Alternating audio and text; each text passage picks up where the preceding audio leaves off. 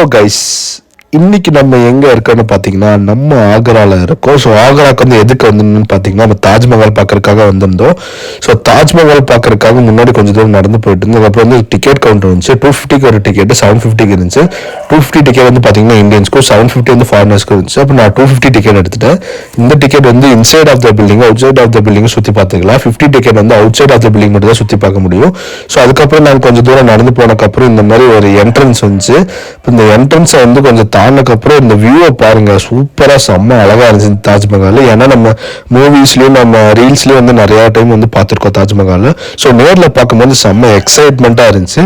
அதுக்கப்புறம் இந்த மாதிரி ஒரு கவர் தந்துனாங்க, தாஜ்மஹால் சமாதி வந்து உள்ள போறதுக்காக, என்ட்ரிக்கு உள்ள போறதுக்காக இந்த கவர் தந்துருந்தாங்க.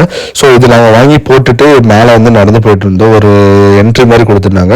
ஸோ மேலே போனதுக்கப்புறம் என்ட்ரன்ஸ் வந்துச்சு, இந்த தாஜ்மஹாலோட சமாதி என்ட்ரன்ஸ். ஸோ உள்ளே வந்து வீடியோ எடுக்க அலோடு இல்லை, அதனால வெளியே எடுத்துட்டு இருந்தேன்.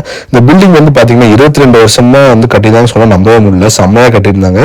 ஸோ அதுக்கு பின்னாடி வந்து பார்த்தீங்கன்னா இந்த மாதிரி வந்து ஒரு பியூட்டிஃபுல் சன்செட்டோட கங்கா ரிவர் இருந்துச்சு. ஸோ அந்த அங்கெல்லாம் போய் நாங்கள் ஃபோட்டோ வீடியோஸ்லாம் எடுத்துட்டு அதுக்கப்புறம் வந்து கீழே இறங்கி நாங்கள் வேற ஒரு வழியாக வந்து எக்ஸிட் ஆகிட்டோம்.